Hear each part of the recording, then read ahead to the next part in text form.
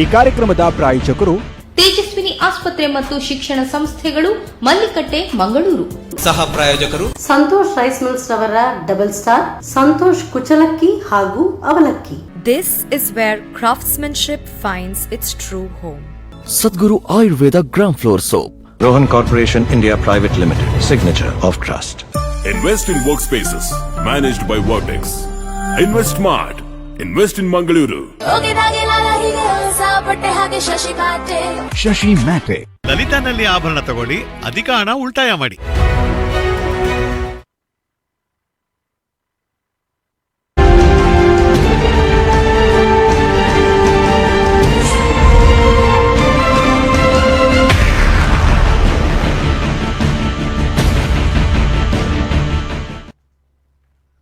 Hi hello ನಮಸ್ಕಾರ. ನಮ್ಮ ಟಿವಿಯ ಜನಧ್ವನಿ ನೇರ ಪ್ರಸಾರ ಕಾರ್ಯಕ್ರಮಕ್ಕೆ ಸ್ವಾಗತ.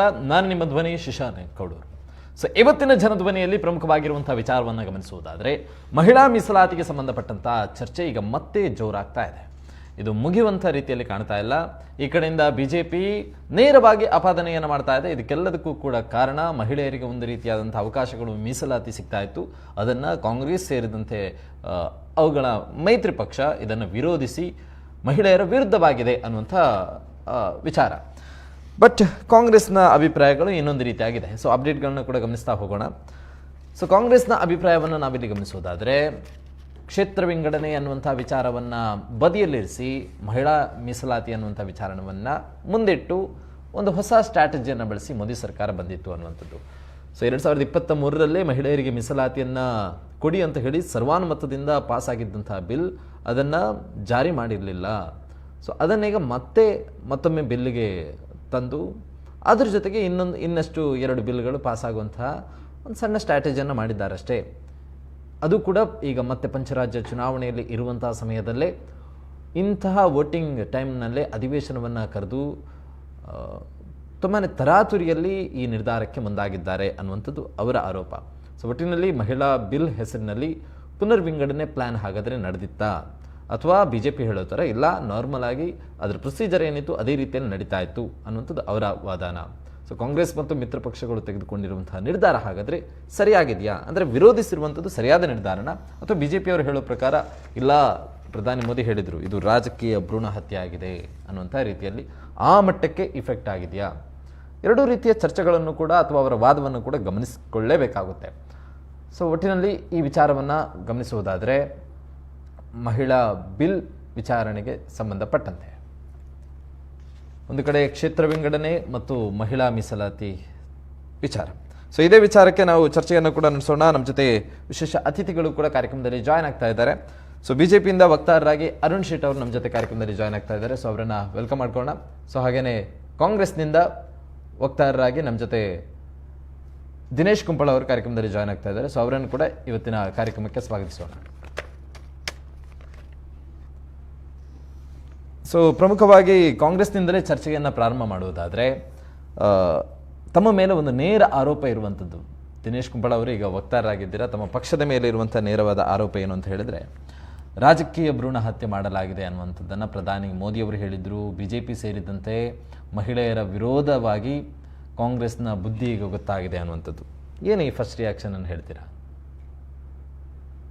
ಮಹಿಳಾ ಮೀಸಲಾತಿ ಎಂಬ ಒಂದು ಕೂಸನ್ನು ಹುಟ್ಟಿ ಹಾಕಿಸಿದವರೇ ನಾವು ಕಾಂಗ್ರೆಸ್ನವರು.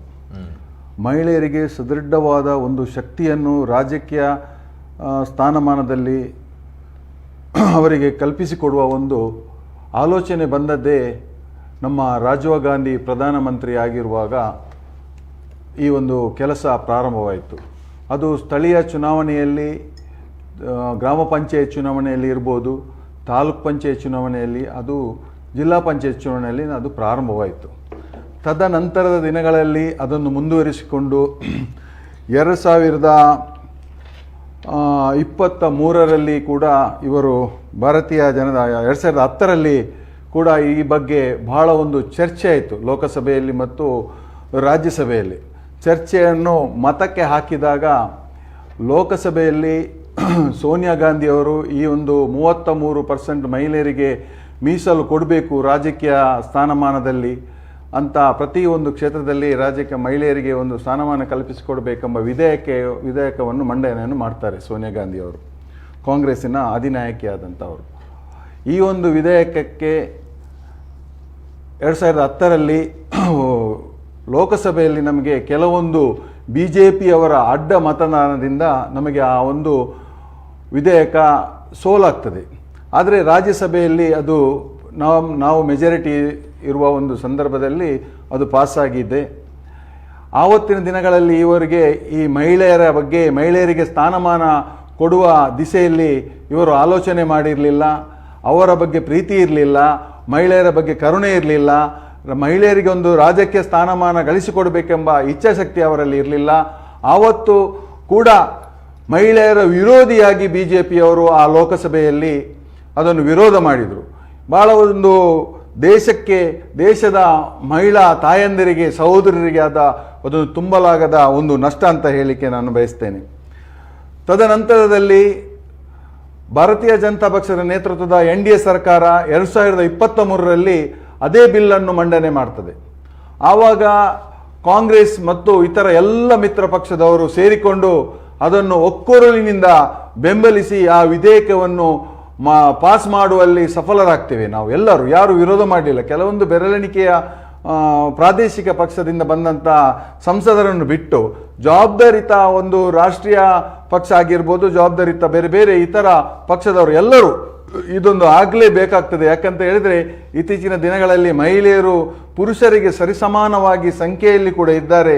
ಅವರಿಗೆ 33% ಕೊಡುವುದರಲ್ಲಿ ಏನು ತಪ್ಪಿಲ್ಲ, ಕೊಡಲೇಬೇಕೆಂಬ ಒಂದು ಯಾರು BJPಯವರು ಕೂಡ NDA ಅವರು ಕೂಡ ಅವರು ಮಾಡಿದ್ರೂ ಕೂಡ ನಮ್ಮ ಬೆಂಬಲ ಇದೆ, ಮಹಿಳೆಯರಿಗೆ ಸ್ಥಾನಮಾನ ಸಿಗಲೇಬೇಕೆಂದು ಎಲ್ಲರೂ ಬೆಂಬಲವನ್ನು ವ್ಯಕ್ತಪಡಿಸಿದ್ದಾರೆ 2023ರಲ್ಲಿ. ಈಗ 3 ವರ್ಷದ ನಂತರ 3 ವರ್ಷ ಆಯಿತು ಆ ಒಂದು ವಿಧೇಯಕ ಪಾಸಾಗಿ.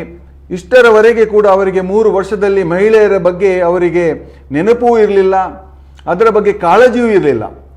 ಇವತ್ತು ಹಠಾತ್ತಾಗಿ 3 ದಿವಸದ ವಿಶೇಷ ಅಧಿವೇಶನವನ್ನು ಕರೆದುಕೊಂಡು ಬರೀ 3 ದಿವಸದಲ್ಲಿ ಈ ಒಂದು ಮಹಿಳಾ ಮೀಸಲಾತಿಯನ್ನು ಪಾಸ್ ಮಾಡಲಿಕ್ಕೆ ಬೇಕಾಗಿ ಒಂದು ಚಾಣಕ್ಯತನದ ಒಂದು ಆಟವನ್ನು ಇಲ್ಲಿ ಆಟ ಆಡ್ತಾರೆ. ಬರೀ ಮಹಿಳಾ ಮೀಸಲಾತಿಯ ಒಂದು ವಿಧೇಯಕವನ್ನು ಇಟ್ಟಿದ್ರೆ ಇವತ್ತು 3 ದಿವಸ ಅಧಿವೇಶನ ತೊಂದರೆ ಇರಲಿಲ್ಲ, ಎಲ್ಲರೂ ಒಪ್ತಾ ಇದ್ರು. ಆದರೆ ಇಲ್ಲಿ ಏನಾಗಿದೆ ಅಂತ ಹೇಳಿದರೆ, ಈ ಜುಲೈಯಲ್ಲಿ ಈಗ ಒಂದು 2 ತಿಂಗಳು ಕಳೆದ್ರೆ ಮಳೆಗಾಲದ ಅಧಿವೇಶನ ಪ್ರಾರಂಭ ಆಗ್ತದೆ. ಈ ಒಂದು ಅಧಿವೇಶನದಲ್ಲಿ ಇಡ್ಬೋದಿತ್ತು ಇಂಥ ಒಂದು ಬಿಲ್ಲನ್ನು ಇಡ್ಲಿಕ್ಕೆ ಒಂದು ಅವಕಾಶ ಇದೆ. ಎಲ್ಲರೂ ಕೂಡ ಬೆಂಬಲವನ್ನು ಮಾಡ್ತಾ ಇದ್ದಾರೆ. ಇವರು ಇಲ್ಲಿ ಒಂದು ಕಲ್ಲಲ್ಲಿ 2 ಹೊಡಿಲಿಕ್ಕೆ ಹೋಗ್ತಾ ಇದ್ದಾರೆ. ಯಾಕಂತ ಹೇಳಿದರೆ ಮಳೆಗಾಲದ ಅಧಿವೇಶನದಲ್ಲಿ ಇಡದೆ ಪಂಚರಾಜ್ಯದ ಚುನಾವಣೆಯ ಒಂದು ಈ ಸಂದರ್ಭದಲ್ಲಿ ಅವರು ಈ ಬಿಲ್ಲನ್ನು ಇಡ್ತಾರೆ. ಯಾಕೆ ಇಡ್ತಾರೆ ಅಂತ ಹೇಳಿದರೆ, ಒಂದು ಅಜೆಂಡದಲ್ಲಿ ಒಂದೇ ವಿಷಯ ಇರುವುದು ಹೊರತು ಒಂದು ಅಜೆಂಡದಲ್ಲಿ ಒಂದು 4-5 ವಿಷಯವನ್ನು ತೂರಿಬಿಡ್ತಾರೆ ಇವರು. ಅದು ಏನಂತ ಹೇಳಿದರೆ, ಲೋಕಸಭೆಯ ಸೀಟು ಹಂಚಿಕೆ, ಅದನ್ನು ಕೂಡ ಇದರ ಜೊತೆಯಲ್ಲಿ ಜೋಡಣೆಯನ್ನು ಮಾಡ್ತಾರೆ. ಯಾವ ರೀತಿ ಸೀಟು ಹಂಚಿಕೆ ಇದೆ ಅಂತ ಹೇಳಿದರೆ, 543 ಇದ್ದದ್ದು 850 ಸೀಟ್ ಮಾಡಬೇಕು. ಈಗ ಜನಸಂಖ್ಯೆ ಜಾಸ್ತಿ ಆಗಿದೆ, ಜನಸಂಖ್ಯೆ ಆಧಾರಿತವಾಗಿ ಸೀಟನ್ನು ಮಾಡಬೇಕೆಂಬ ಅದರ ಒಟ್ಟಿಗೆ ಜೋಡಣೆಯನ್ನು ಮಾಡ್ತೇವೆ. ಕಾಂಗ್ರೆಸ್ ಸ್ಪಷ್ಟವಾಗಿ ನಮ್ಮ ಟಿವಿಯ ಮುಖಾಂತರ ಊರಿನ ಜನರಿಗೆ ತಿಳಿಸ್ತದೆ, ಕಾಂಗ್ರೆಸ್ ಯಾವಾಗಲೂ ಮಹಿಳೆಯರ ಪರವಾಗಿ ಇರುವಂಥ ಒಂದು ಪಕ್ಷ. ಇವತ್ತು ಭಾರತೀಯ ಜನತಾ ಪಕ್ಷದವರು ಇಲೆಕ್ಷನ್ ಅಜೆಂಡವಾಗಿ ಇದನ್ನು ತೆಗೆದುಕೊಂಡು ಹೋಗಿ ಪಂಚರಾಜ್ಯದ ಚುನಾವಣೆಯಲ್ಲಿ ಯಾವುದೇ ಒಂದು ಭಾಷಣಕ್ಕೆ, ಯಾವುದೇ ವಿರೋಧ ಪಕ್ಷದ ವಿರುದ್ಧ ಮಾತನಾಡಲು ಯಾವುದೇ ಒಂದು ಶಬ್ದ ಇಲ್ಲದ ದಿನಗಳಲ್ಲಿ ಈ ಒಂದು ಮಹಿಳಾ ವಿರೋಧಿ ಎಂಬ ಒಂದು ವಿಷಯವನ್ನು ತಲೆಗೆ ಕಟ್ಟಬೇಕೆಂಬ ಒಂದು ಕಾತುರದಿಂದ ಇವತ್ತೊಂದು 3 ದಿವಸದ ಸ್ಪೆಷಲ್ ಅಧಿವೇಶನ, ವಿಶೇಷ ಅಧಿವೇಶನವನ್ನು ಕರೆದು ಈ ಒಂದು ಮಹಿಳಾ ವಿರೋಧಿ ಎಂಬ ಇದನ್ನು ಬಿಂಬಿಸಲಿಕ್ಕೆ ಹೊರಟಿದೆ BJP. ಇದನ್ನು ಕಾಂಗ್ರೆಸ್ ವಿರೋಧಿಸಿದ ಹೊರತು ಮಹಿಳಾ ಮೀಸಲಾತಿಯನ್ನು ಯಾವಾಗಲೂ ವಿರೋಧಿಸುವುದಿಲ್ಲ, ಮೊನ್ನೆ ವಿರೋಧ ಮಾಡಲಿಲ್ಲ, ಇನ್ನು ಮುಂದಿನ ದಿನಗಳಲ್ಲೂ ವಿರೋಧ ಮಾಡುವುದಿಲ್ಲ.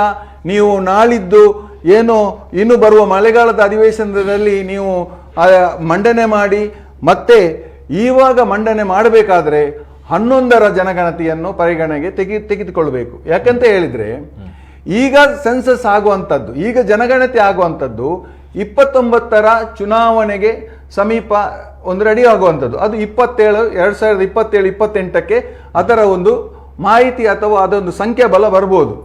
ಆ ಸಂಖ್ಯಾಬಲ ಬರದೆ ಇವಾಗ ಆ ಒಂದು ಇದು ನೀವು ಲೋಕಸಭಾ ಸೀಟನ್ನು ಹಂಚಿಕೆ ಮಾಡ್ತೇನಂತ ಹೇಳಿದ್ರೆ ಅದು ಯಾರಿಗೂ ಒಂದು ಚಿಕ್ಕ ಮಕ್ಕಳಿಗೂ ಕೂಡ ಒಂದು ಗೊತ್ತಾಗುತ್ತೆ ಇವರ ಉದ್ದೇಶ ಯಾವ ತರ ಇದೆ ಅಂತ ಹೇಳಿ. 11ರ ಒಂದು ಏನು ಲೆಕ್ಕಾಚಾರ ಇದೆ ಜನಸಂಖ್ಯೆಯ ಆಧಾರದ ಮೇಲೆ, ಅದನ್ನು ಮಾಡಲಿಕ್ಕೆ ನೀವು ಹೊರಡುವುದಿಲ್ಲ. ನೀವು ಇನ್ನೂ ಆಗುವ ಸೆನ್ಸಸ್ ಮೇಲೆ ನಂಬಿಕೆ ಇಟ್ಟಿದ್ದೀರಿ. ಅದು ಸೆನ್ಸಸ್ ಆದ ಮೇಲೆ ಈ ಒಂದು ಸೀಟ್ ಹಂಚಿಕೆಗೆ ಬನ್ನಿ. ಸೀಟ್ ಹಂಚಿಕೆಗೆ ಬಗ್ಗೆ ಮತ್ತೆ ಮಾತಾಡ್ತೇನೆ ನಾನು. ಆದ್ರೆ ನಾನು ಸ್ಪಷ್ಟವಾಗಿ ಈ ಒಂದು ನಮ್ಮ ಟಿವಿಯ ವಾಹಿನಿಯ ಮೂಲಕ ಎಲ್ಲ ವೀಕ್ಷಕ ಬಾಂಧವರಿಗೆ ನಾನು ಹೇಳೋದಿಷ್ಟೇ, ಕಾಂಗ್ರೆಸ್ ಯಾವಾಗಲೂ ಮಹಿಳಾ ವಿರೋಧಿ ಅಲ್ಲ. ಮಹಿಳಾ ಮೀಸಲಾತಿ ತಂದದ್ದು ಕಾಂಗ್ರೆಸ್, ಮಹಿಳೆಯರಿಗೆ ಅವಕಾಶ ಮಾಡಿಕೊಟ್ಟದ್ದು ಕಾಂಗ್ರೆಸ್. ಕರ್ನಾಟಕದಲ್ಲಿ ಕೂಡ ಮಹಿಳೆಯರಿಗೆ ಹೆಚ್ಚು ಹೆಚ್ಚು ಒಂದು ವರದಾನವನ್ನು ಅಥವಾ ಬೇರೆ ಬೇರೆ ವಿಶೇಷ ಸೌಕರ್ಯವನ್ನು ಕಲ್ಪಿಸಿದ್ದನ್ನು ಪ್ರತಿಯೊಂದು ಮಹಿಳಾ ಮಣಿಗಳಿಗೆ ಗೊತ್ತಿದೆ. ಕೇವಲವಾಗಿ ರಾಜಕೀಯವಾಗಿ ಇದನ್ನು ನಮ್ಮ ವಿರುದ್ಧ ಒಂದು ತಲೆ ಕಟ್ಟುವ ಒಂದು ಕೆಲಸ ಮಾಡ್ತಿದ್ದಾರೆ ಭಾರತೀಯ ಜನತಾ ಪಕ್ಷದವರು. ಇದನ್ನು ಮಹಿಳಾ ಮಣಿಗಳು, ಸಹೋದರರು, ತಾಯಂದಿರು ಅರ್ಥ ಮಾಡಿಕೊಳ್ಬೇಕಾಗಿ ಈ ನಿಮ್ಮ ವಾಹಿನಿ ಮೂಲಕ ನಾನು ಕೇಳಿಕೊಳ್ತೇನೆ. ಅರುಣ್ ಸರ್, ಈಗ ತಾವು ತಾವು ಅಂತ ಹೇಳಿದ್ರೆ ನೀವಲ್ಲ, ಬಿಜೆಪಿಗೆ ಹೇಳ್ತಾ ಇರುವಂತದ್ದು ಕಾಂಗ್ರೆಸ್ ಮಹಿಳೆಯರ ವಿರೋಧವಾಗಿ ಈ ಒಂದು ನಿರ್ಧಾರವನ್ನು ತೆಗೆದುಕೊಂಡಿದೆ ಅಂತ. ಬಟ್ ಬಿಜೆಪಿ ಈ ಒಂದು ಬಿಲ್ ಅನ್ನ ಜಾರಿಗೆ ತರೋದಕ್ಕೆ ಅವರಿಗೆ ಒಮ್ಮಿಂದ ಮೇಲೆ ಬಂದಿರುವಂತಹ ಐಡಿಯಾಸ್ ಅಲ್ಲ. ಈ ಹಿಂದೆ ಕಳೆದ ಹಲವು ವರ್ಷಗಳಿಂದ ಪೆಂಡಿಂಗ್ ಉಳಿದಿರುವಂತಹ ಬಿಲ್ ಇದು. ಮತ್ತೊಮ್ಮೆ ಹೇಳ್ತಾ ಇದ್ದೀನಿ, ಇದು ಪೆಂಡಿಂಗ್ ಉಳಿದಿರುವಂತಹ ಬಿಲ್. ಇದಕ್ಕಿಂತ ಮುಂಚೆ ದೇವೇಗೌಡರಾಗಿರ್ಬೋದು ಅಥವಾ ನರಸಿಂಹರಾವ್ ಅವರಾಗಿರ್ಬೋದು, ಅನೇಕ ಮುಖ್ಯಮಂತ್ರಿ ಆಲೋಚನೆ ಮಾತ್ರ ಪ್ರಧಾನಿಗಳು ಮಾಡಿರುವಂತಹ ಥಿಂಕಿಂಗ್ಗಳು ಮತ್ತು ಪ್ರಯತ್ನವನ್ನು ಕೂಡ ಮಾಡಿದ್ರು. ಅದೇ ಪ್ರಯತ್ನವನ್ನ ಮುಂದುವರಿಸಿಕೊಂಡು ಪ್ರಧಾನಿ ನರೇಂದ್ರ ಮೋದಿ ಅವರು ಒಂದು ಹೆಜ್ಜೆ ಮುಂದೆ ಇಡುವಾಗ ಅದರಲ್ಲಿ ಸಕ್ಸಸ್ ಆದ್ರು 2023ರಲ್ಲಿ. ಈ ಸಕ್ಸಸ್ ಆಗಿರುವಂತಹ ಗಳಿಗೆಯಲ್ಲಿ ಒಂದು ಕೊಳ್ಳಿ ಯಾಕೆ ಇಟ್ಟರು? ಅದನ್ನ ಅವತ್ತೇ ಪಾಸ್ ಆಗಿರುವಂತಹ ಬಿಲ್ ಅನ್ನ ಜಾರಿ ಮಾಡಬಹುದಿತ್ತಲ್ಲ, ಮತ್ತೆ ಅದರಲ್ಲಿ ಒಂದು ಸಣ್ಣ ಕೊಳ್ಳಿ ಅದಕ್ಕೆ ಇಲ್ಲಿ ತನಕ ಅಂತ ಹೇಳಿ. ಇಲ್ಲಿ ಕೂಡ ನೆನಪಲ್ಲಿ ಇಟ್ಕೊಳ್ಬೇಕು, 2000 ಇವರೊಂದು ಸಣ್ಣ ಒಂದು ಜಾಣ್ಮೆ ಆಗಿರೋ ಸುಳ್ಳು ಹೇಳಿದ್ರು. ಏನು 2010ರಲ್ಲಿ ಕಾಂಗ್ರೆಸ್ UPA ಸರ್ಕಾರ ಇರಬೇಕಾದ್ರೆ ರಾಜ್ಯಸಭೆಯಲ್ಲಿ ಪಾಸ್ ಆಯಿತು, ಬಿಜೆಪಿ ವೋಟ್ ಮಾಡಿದ್ರು. ಲೋಕಸಭೆಯಲ್ಲಿ ತರಲೇ ಇಲ್ಲ ಇವರು. ಯಾಕೆ? ಸಮಾಜವಾದಿ ಪಾರ್ಟಿ ಮತ್ತು RJDಯನ್ನು ಸಂಭಾಳಿಸ್ಲಿಕ್ಕೆ ಇವರ ಘಟಬಂಧನದಲ್ಲಿ ಇರ್ತಕ್ಕಂಥದ್ದೇ ಸಂಭಾಳಿಸ್ಲಿಕ್ಕೆ ಆಗಲಿಲ್ಲ ಅವರಿಗೆ. ಅವ್ರೇನೋ OBC ಕೆಟಗರಿಗೆ ಎಷ್ಟು ಕೊಡ್ತೀರಾ ಅಷ್ಟು ಜಗಳಕ್ಕೆ ಬಂದ್ರು, ಲೋಕಸಭೆಯಲ್ಲೇ ತರಲೇ ಇಲ್ಲ, ಮೂಲೆಗೆ ಬಿತ್ತು. ಒಂದೇ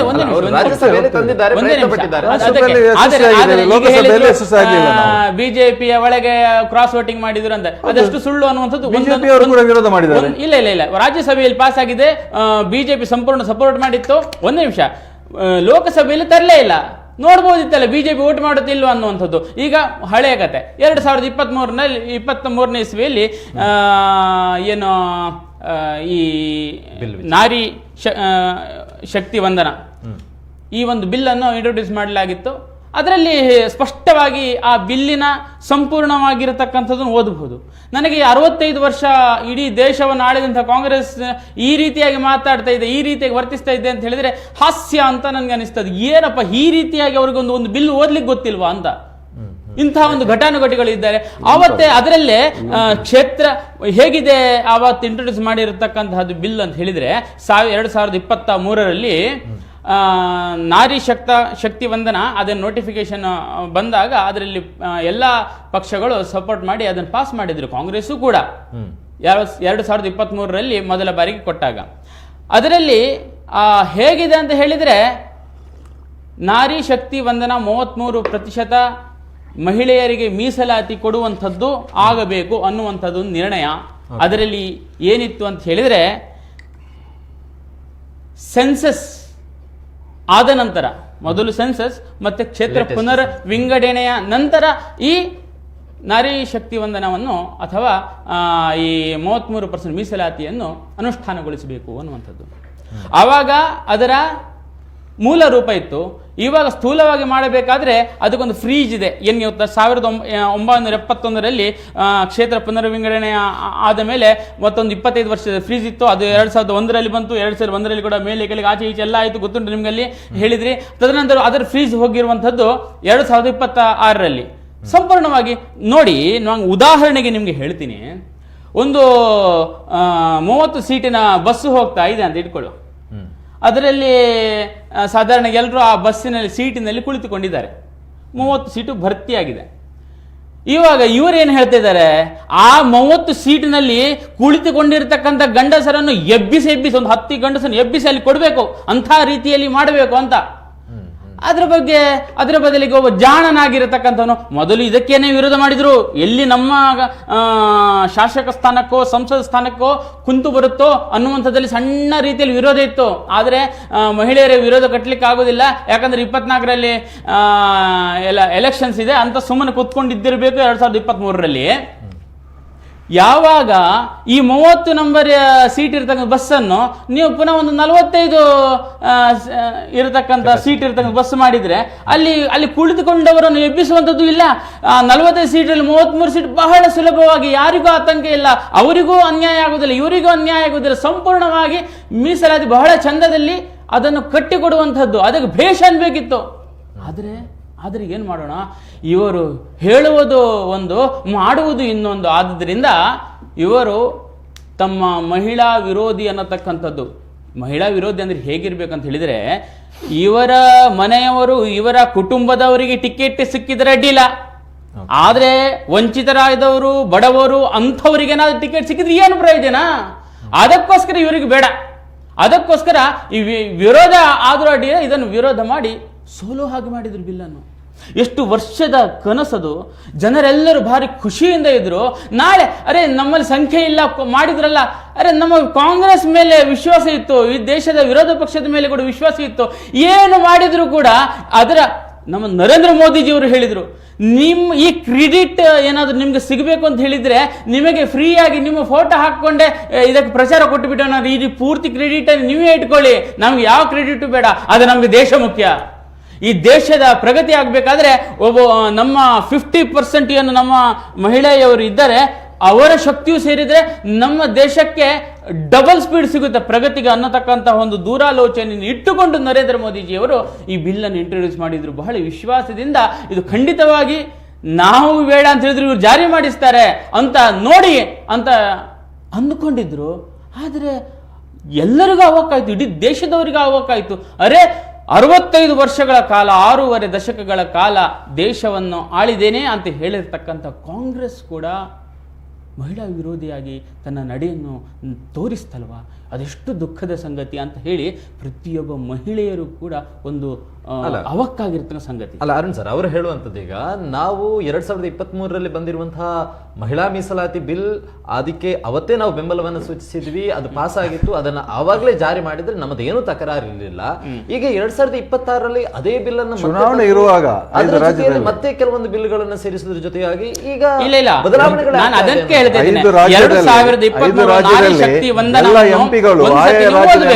ಅದರಲ್ಲಿ ಏನಿದೆ, 2023 ಮಹಿಳಾ ಮೀಸಲಾತಿ ಕಾಯ್ದೆ ಹೇಳ್ತಿದೆ, ಮೊದಲು ಸೆನ್ಸಸ್, ಅದರ ನಂತರ ಕ್ಷೇತ್ರ ಪುನರ್ವಿಂಗಡಣೆ, ನಂತರ ಮಹಿಳಾ ಮೀಸಲಾತಿ. ಇವರಿಗೆ ಹೇಳಿದ್ರು 2027ರಲ್ಲಿ ಸೆನ್ಸಸ್, ಒಂದು ನಿಮಿಷ ಅಣ್ಣ, 2026ರಲ್ಲಿ ಸೆನ್ಸಸ್ ಅನ್ನು ಆಗ್ತಿತ್ತಲ್ಲ, ಅದರ ನಂತರ ಮಾಡಬಹುದಿತ್ತಲ್ಲ ಅನ್ನುವಂಥದ್ದು. ಮತ್ತೆ ಇನ್ನೊಂದು ಹೇಳಿದ್ರು, ದಕ್ಷಿಣದ ರಾಜ್ಯಗಳಿಗೆ ಏನಾಗುತ್ತೆ, ಅದು ಅನ್ಯಾಯ ಆಗ್ತಾ ಇದೆ, ಅದು ಹೇಗೆ ಅನ್ಯಾಯ ಆಗುತ್ತೆ ಅನ್ನುವಂಥದ್ದನ್ನು ಇವರು ಗಣಿತವೋ ಇನ್ನೊಂದು ವಿಚಾರ ಇದರಲ್ಲಿ ಸ್ಪಷ್ಟವಾಗಿ ಹೇಳಿದೆ. ಹಾಗಾದ್ರೆ ಇವತ್ತು ಈ ಬಿಲ್ ಅನ್ನು ನಾವು ಇಂಟ್ರೊಡ್ಯೂಸ್ ಮಾಡಬೇಕಾದ್ರೆ, ಒಪ್ಪಿಗೆ ಕೊಡಬೇಕಾದ್ರೆ, ನಮ್ಮಲ್ಲಿ ಈಗ 2027ರಲ್ಲಿ ಆಗುವಂತಹ ಡಾಟಾ ನಮ್ಮಲ್ಲಿ ಇಲ್ಲದೆ ಇರಬೇಕಾದ್ರೆ ನಾವು ಫ್ಯೂಚರ್ ಡಾಟಾವನ್ನು ಅಂತ ಹೇಳಿ ಆಗುದಿಲ್ಲ. ಆಗ ಈಗ ಇದ್ದಿರ್ತಕ್ಕಂಥ ಡಾಟಾ ಯಾವುದು, 2011ರ ಡಾಟಾವನ್ನು ಪರಿಶೀಲಿಸಿಕೊಂಡು ಇದರಲ್ಲಿ ಹಾಕ್ತಿವಿ. ಇನ್ನು ಡಿಲಿಮಿಟೇಷನ್, ಕ್ಷೇತ್ರ ಪುನರ್ವಿಂಗಡಣೆ ಹೇಗೆ ಮಾಡ್ತೀವಿ ಅನ್ನುವಂಥದ್ದು ಸ್ಪಷ್ಟವಾಗಿ ಹೇಳಿದ್ದಾರೆ.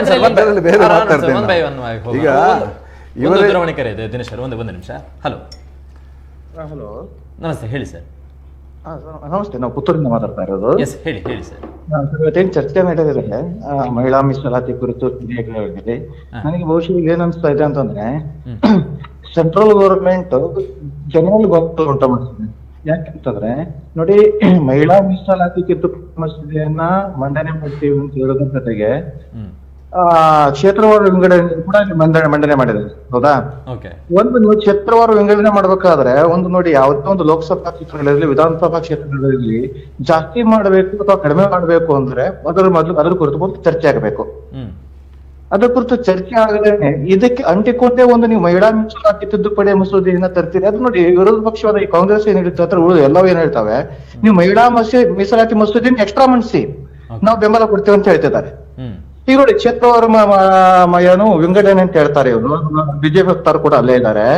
2011 ಸೆನ್ಸಸ್ ಅನ್ನ ಆಧಾರವಾಗಿ ಇಟ್ಕೊಂಡು ಕ್ಷೇತ್ರವಾರು ವಿಂಗಡಣೆ ಅಂತಿದ್ದಾರೆ. ನೋಡಿ, ಈಗ 2026 ನಲ್ಲಿ ನಮ್ದು ಸೆನ್ಸಸ್ ಸ್ಟಾರ್ಟ್ ಆಗಿದೆ. ಮುಂದಿನ ವರ್ಷ ಸೆನ್ಸಸ್ ಕಂಪ್ಲೀಟ್ ಆಗುತ್ತೆ. ಯಾಕೆ ನೀವು ಒಂದ್ ವರ್ಷ ನಮ್ದು ಈ ಸೆನ್ಸಸ್ ಮುಗಿದ್ಮೇಲೆ ಕ್ಷೇತ್ರವಾರು ವಿಂಗಡಣೆ ಮಾಡಬಾರ್ದು? ಮಾಡಬಹುದಲ್ಲ. ಜೊತೆಗೆ ನೋಡಿ, ಉತ್ತರ ಭಾರತದ ರಾಜ್ಯಗಳಿಗೆ ದಕ್ಷಿಣ ಭಾರತದ ರಾಜ್ಯಗಳಿಗೆ ಹೋಲಿಸಿದಾಗ ನಮ್ದು ಸೀಟ್ ಜಾಸ್ತಿ ಆಗ್ತವೆ. ನೋಡಿ, ಇವ್ರು ಇಲ್ಲೇ ಮೋಸ ಮಾಡ್ತಾ ಇದಾರೆ.